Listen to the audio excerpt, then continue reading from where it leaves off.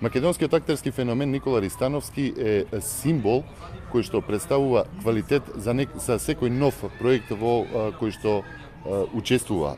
Актуелен во моментов е со Изгубени германци, а неодамна е добитник на наградата за најдобра машка улога во животот на Молиер во Риека, а со истата представа ги понесовте и наградите Војдан Чернодински и Ристо Шишков. Така.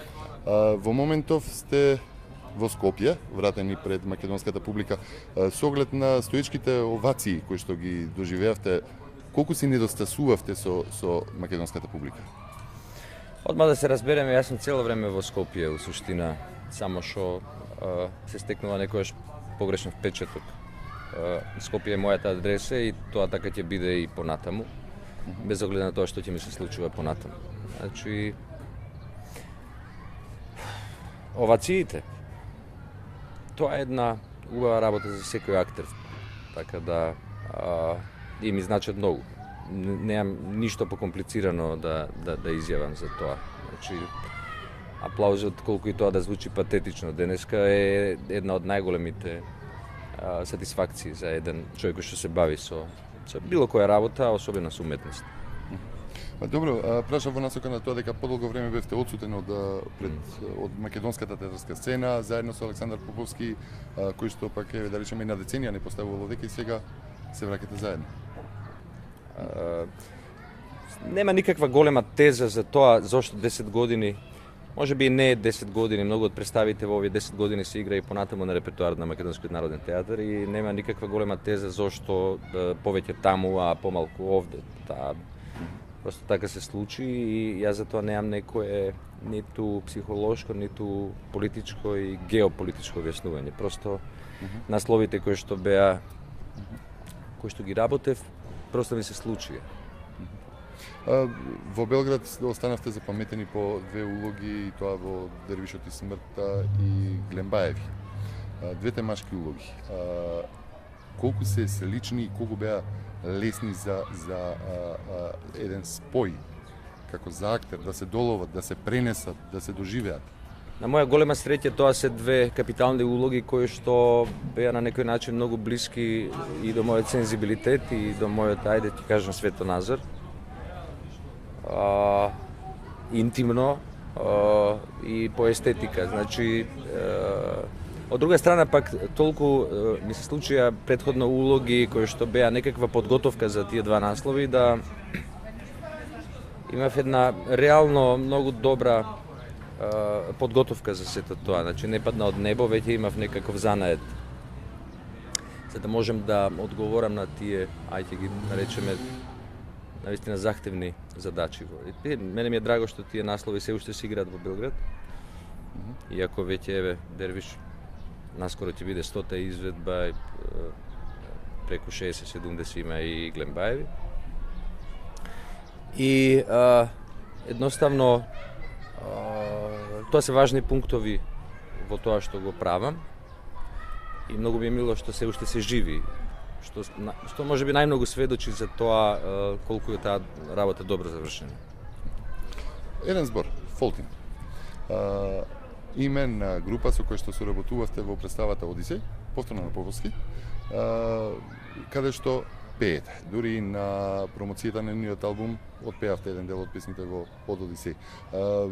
Што буди пеењето кај вас? Едно е професионално, нели, како актер, вие мора и да знаете да пеете, меѓутоа што е пеењето за вас? Јас секогаш сум се бранел од тоа да пеам и секогаш сум имал една блага скепса кон тоа општо прифатено и инсистирање на по секоја цена да се пее во нашата фела. Иако на тоа гледам со симпатија, но никогаш не сум имал таква само доверба и чувство дека е тоа нешто, дека е тоа адут кој што на кој што треба да тежнеам или да се стремам. А од друга страна, како и сите други работи, Фолтин е една група која што по својата креативност и сензибилитет одговара на мојот сензибилитет, на она што јас го чувствувам во мојата работа и беше сосема случајно потполно природен спој. Значи, нема никакво сомнение дека Фолтин е, например, една и членовите на Фолтен се луѓе со кои што добро се разбираме, со кои што на некој начин сценски се надополнуваме и со оглед на тоа дека музиката е составен дел на она што го нарекуваме театар, не гледам на тоа како на некој голем скандал, туку како еден поток од реката која што во која што пливам. Така да пеењето, воопшто музиката е еден многу голем дел од театарот, дека е нас, да речеме, можеби повремено запоставен, иако јас се трудам колку што е можно повеќе во оваа етапа од тоа што го работам да биде присутна. Значи и во Молиер имаме музичка numera и воопшто мислам дека музиката е едно огромно богатство во театарот и ќе се трудам сосема случајно и не претенциозно да ја користам и понатаму. Охриѓани би рекле, љубите ли да пеете и приватно?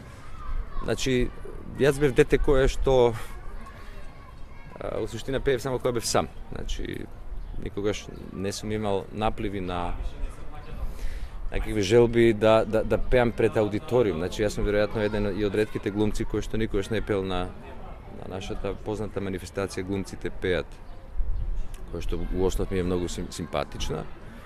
Меѓутоа мислев дека тоа треба да биде дел од таа една наша основна работа. Значи, мислам дека и понатаму нема да се занимавам значи нема да формирам група и нема да бар до 60 години сигурно не, после ќе видиме. После јонака сите побудалуваат, така да. Спомнавте децот. Во едно интервју каде што се збори за вашите средношколски денови, спомнавте дека сте биле бунтовен и дека сте биле во борба против системот тогаш. Како еден против било кој систем, нели, како млад бунтовник. Меѓутоа за таа бунтовност велите дека треба да биде добро подкована. Препознавате ли бунтовност, ама добро подкована бунтовност на Балканот? Како човек што е нели повеќе регионален глумец и работи на повеќе сцени.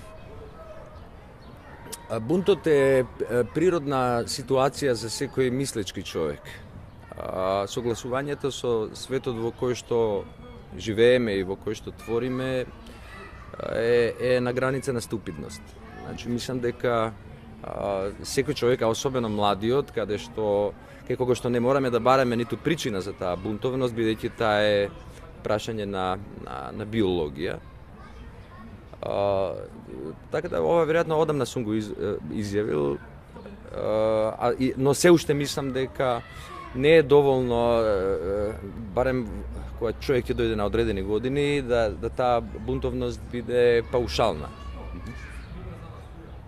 Задача на тој креативен и некој си, ајде ќе кажеме, мислечки човек е да не само да се бунтува против постоечкото, него и да ги констатира механизмите на она со што не е задоволен и да дава соодветен естетски одговор на сето тоа. Значи, за тоа треба таа подкованост. Значи, во суштина да, таа подкованост веројатно бара и прво огромен труд, потоа бара огромно, да речеме, огромно образование континуирано, однос кон општеството, кон светот во кој што живееме и бара да се бараат естетски одговори. Значи, бунтот не смее да биде иста естетика како она против која што се бунтуваме. Значи, стануваш ист. Во основа на сето тоа лежи некакво незадоволство. Значи, лежи некој принципиелен бунт. Значи, еден дел од мене никогаш нема да порасне и еден дел од мене никогаш нема да се сложи со прозата околу мене. Ете, така ќе го наречеме. Работите и тука, и во Белград, повеќе во Белград него во Македонија. Од друга страна, низ други интервјуа знам дека имате изјавено дека би се вратиле постојано само да работите во Македонија. Што е она што ви недостасува од таа работа надвор во Македонија и обратно, колку пак македонското глумиштво и театарска уметност ви недостасува надвор? Нема друга причина зашто човек би работел оваа бесмислена работа, освен ако не мисли дека тоа е многу значајно и дека на момент, барем на еден ден ќе го промени светот или барем на еден час. Значи нема тоа го барам и надвор и дома. Значи, не правам никаква разлика. Проблемите што се дома ги има и надвор, проблемите што се и надвор ги има дома. Од друга, тоа е едниот аспект. Другиот аспект е тоа што е предноста на дома. Се уште мислам дека човек може да се артикулира најавтентично во своето поднебие. Значи, можеме да направиме и многу важни филмови надвор од овде, можеме да направиме и успешни кариери, можеме да работиме претенциозни проекти. Но мислам дека е највозможно за некаков автентичен, нема да го наречам производ, како што е модерно, туку е највозможно човек тоа да го артикулира од овде. Значи, сега тоа е секогаш подковано со низа проблеми кои што се повеќе организацијски, општествени и така натаму. Инстинктивно секогаш некако насетувам каде има простор за игра. Значи неам концепт, не ја градам својата кариера и неам однос кај треба да земам награда. Во суштина, на друга страна, наградите на вистина престанаа да ме занимаат на едно лично ниво. И веќе се вратам. Да, и веќе имате кажано дека тоа е нешто што не ги броите и како да ви Па не, например, оваа награда во Риека е награда која што ја добивам по 4-ти пат или 5-ти, а истовремено ми е многу драга за тоа што прв пат ја добивам под моје знаме, значи под знаме и на моја држава и на мој матичен театар. Од друга страна, многу беше мило што може да се промовираат наши актери, меѓу кои што има многу талентирани, кои што ретко добиваат прилика за сопствена презентација надвор од земјава. Значи, тоа се некои други работи кои што додатно ми се важни надвор од овие наградиве, кои што се разбирам и пријаат. Во тој контекст, како би ја оцениле театарската сцена сега во Македонија и воопшто состојбите околу театарот? Она од секогаш била многу ајде бидам прецизен, значи не била никогаш ствар на систем, туку била производ на инциденти, на повремено разбирање на одредени уметници да се соберат околу една тема и околу една креација. Значи, театрот е многу тешко да го ставиш во систем и да кажеш сега имаме концепт како да правиме успешни представи. Не, секој проект е нова ситуација, секоја тема е нов предизвик и секоја улога е од почеток, се од почеток. Нема ништо, како се вика тоа, минули рад. Значи, тоа не постои. Секојаш си на прагот на нешто ново, носиш некој искуство, меѓутоа му приоѓаш како да ти е прв пат. Тоа е еден од најважните закони во оваа работа. Не можеш да се подпреш на да јас сега знам што работам и како да го сработам. Тоа не постои. Овие 2 децении независност на Македонија, колку е добра тема, колку е добар текст, би рекол театарски.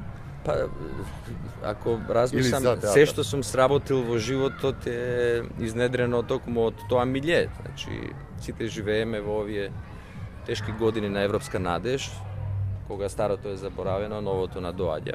Но ние сме во една фаза на демократизација, во една фаза на стварање на ново општество, на нови вредности кои што не се прават преку ноќ. Сите луѓе, не само актерите или уметниците, се збунети во една таква ситуација и кодексите шантраат. Значи, тоа е една од многуте причини зашто да се работи овде. Пресано зашто се работи и Глембаеви или Дервиш. Значи, сето тоа не значи дека она што го работиме директно политички ангажирано, меѓутоа во основ занимавањето со глума е покрај другото и општествен ангажман. Во очекување на новиот театар, новостариот театар во Скопје, колку сметате дека објектите и условите ќе подобрат неколку сфери во самата драмска уметност? Од една страна, состојбите како се третираат актерите и воопшто драмските работници и од друга страна за публиката. Колку тоа ќе направи нов спој, нова енергија, колку би дало ли тоа нова енергија во театарската уметност во Македонија? Еве, одлично прашање. Например, новиот театар е една од темите и една од, како рековме на почеток, од феномените, преку кои би можеле да зборуваме за море други феномени. Се разбира. Значи, главната моја некоја теза, ако воопшто ја имам во животот, е дека не постојат црно-бели работи. Значи, ако некој ме праша дали е добро дека се изгради нов театар, апсолутно дека е добро. Значи 100% одговарам дека е добро, без оглед на тоа кому ќе му се книжи и што патем уште тоа значи. Ако некој ќе ме праша дали градењето на нова театарска зграда значи подобрување на квалитетот, на суштината на театарот, ќе речам апсолутно не. Значи, затоа и ретко се впуштам во заземање ставови кои што се децидни. Црни или бели? Црни или бели. Значи, се разбира дека е на прекрасна ситуација нов театар, тоа е стварно возбудливо. Историјата се мери и се брои преку, меѓу другото и преку изградба на храмови, на театри и така натаму. Но истовремено, како нормален мислички човек, стравувам да не случајно формата ја прегази суштината на театарот. И не само што стравувам, него искрено ќе се борам против тоа да не се случи. Значи, жива материја е. Немам ништо против новиот театар, напротив. И мислам дека многу искрено ќе се борам неговата форма да не ја победи суштината. Славата, популарноста и парите можат да влијаат позитивно или негативно на еден глумец со оглед на тоа што ако ќе земеме условите на оние во Холивуд и во овие што се на Балканот. Не знам. Никогаш не сум бил славен и никогаш не сум имал пари, така да што сум комплетно погрешна личност за тоа прашање. Претпоставам дека е голем товар и едното и другото. Како што некој би рекол, друго гледам. На некој начин се разбира дека во животот човек има периоди кога навистина се бави со екзистенцијални прашања. Јас сакам да имам допир со животот кој што е нормален. Немам ниту нерви, ниту причина, ниту време да се бавам со фикции. Значи, доволна ми е оваа фикција што работам на сцена. Апсолутно. Просто и кога сум во состојба да одговарам на прашања, ги разбирам стварно како муабета, не како интервју, затоа што ја немам што да додадам на тоа што го работам на сцена. Значи, суштина, гледам да се ужасно ми е важно да кога веќе си 2 сати пред некого на сцена да се артикулираш тоа што го чувствуваш, тоа што го мислиш, да го споделиш со публиката, која што понекогаш ќе се сложи со тебе, тоа ми е исклучително важно. И многу малку ми останува на некој начин количина, волја и време да се доартикулирам на некој друг начин. Значи, гледам, не пишувам ни колумни. Значи, у суштина, и овој разговор го разбирам како разговор. Не го разбирам како интервју во кое што би морало да кажам кој ми е омилен парфем и каде излегувам навечер. Значи, не... Го пренесувате ли вашето знаење? Сте биле ли повикани да го пренесете вашето знаење на помладите колеги, на оние што сега студираат драмска уметност? Колку вашата генерација, која што сметам за многу плодна генерација во театарската уметност, ја има таа прилика?